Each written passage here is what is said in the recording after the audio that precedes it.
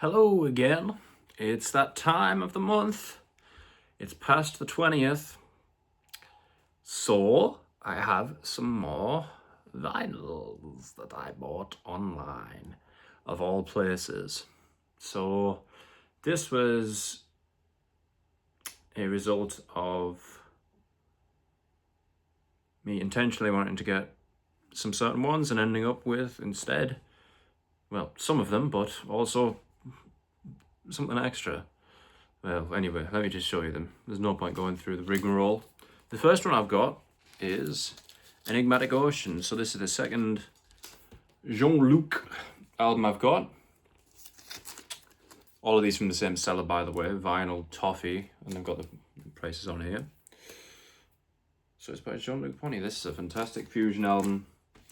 This is an old school album for me. I listened to this fairly early in my sort of whatever musical listening journey, whatever you want to call it. In any case, I've known it for quite a while, and it's fantastic. There's so much killer playing in this. This is like Steve Smith's second album or something like that. Obviously Jean-Luc, Alan Holdsworth, Daryl Strummer, and Ralphie Armstrong. I mean, he nicked the Ralphie from Mahavishnu, basically. And so, or I think this is maybe about the same time as Mahavishnu too. But it's awesome. Just through and through, really good. So that's the outer cover, and then inner sleeve, pretty bog standard, I would guess. Atlantic Records. Yeah, not much to look at here, but it's more the quality of the music. Always is the case with these jazz fusion ones from the 70s. So often, like Return to Forever, I haven't finished them, and they're still, all of theirs are cheap. All the Mahavishnu ones are cheap, and all the Jean-Luc ones I wanted to get cheap as well, so there you go. That's the first. Next up, I've got another one by the man himself. This is Cosmic Messenger, the album immediately after that. Some people might say it's better than Enigmatic Ocean. I disagree. I think that one is his best, that I've heard anyway. And this one's still really good though. Pretty cool cover. A bit more to it than just the man's face, although we still have that on the back. So yeah, it's more a bunch of individual songs on this one, because there are a couple of suites on Enigmatic Ocean. So I think it depends. If you're not that bothered about the long form fusion stuff, I guess you'd probably prefer this one. Anyway, personnel change because there's a different drummer, different guitarists. I think it suffers a bit for that because the lineup previously was, phenomenal, a bit hard to beat. Let's have a look at the record. Oh wow, it looks nearly exactly the same. A bit of a different shade of green, huh? Still sharp. I mean, these are vinyls from 1970s, mid-70s, and they're holding up really well, So I think it's fair. Okay, but we are going to the other end of the spectrum, not necessarily in music, but in era, because the other two I've got are by this band Black Midi. So I wanted to get all three of the main ones for Black Midi, but I ended up only getting two, this and Hellfire, which I'll show you next. It was just because they're all from the same seller, had they been selling Schlagenheim, I would have got that as well, but they didn't. I'll probably get that on its own anyway. Because obviously the original guy died. I can't remember how his name was, like Matt Quasi or something, which is sad to see.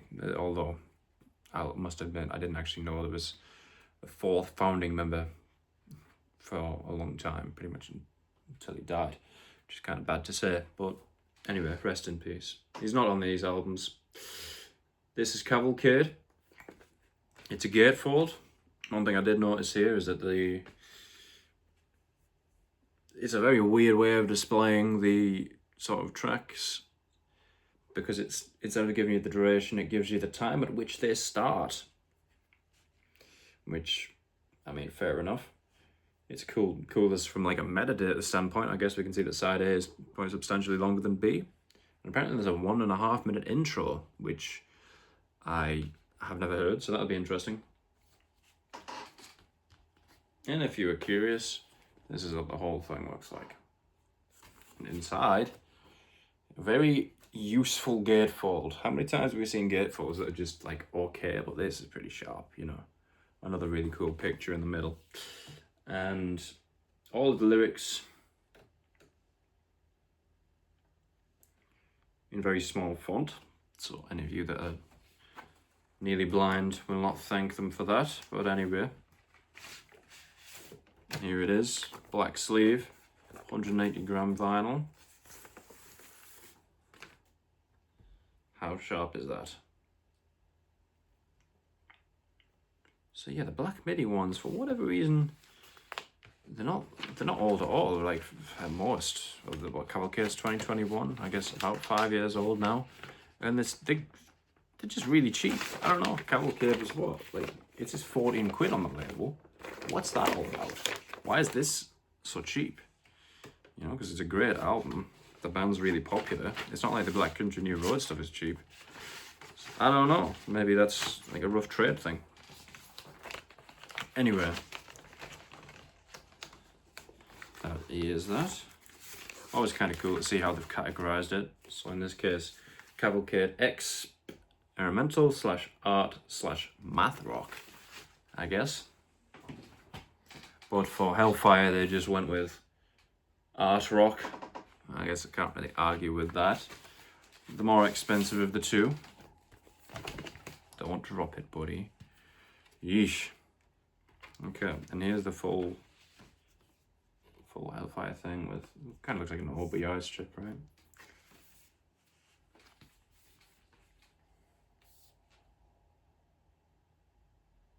Kind of a weird way they've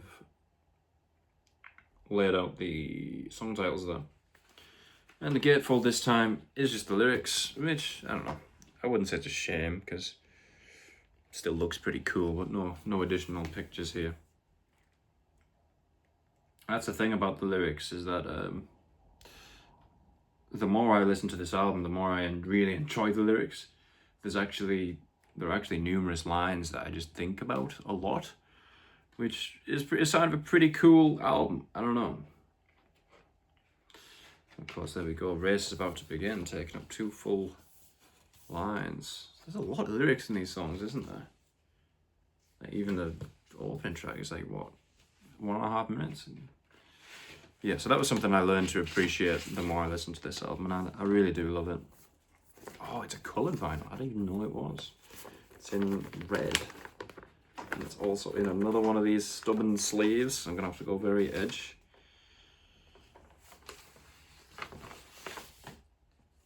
Bit of resistance. Ah, now that's sharp. It's a red vinyl. Again, I'm sure it did say it was red, but I'll be damned if I paid any attention to that.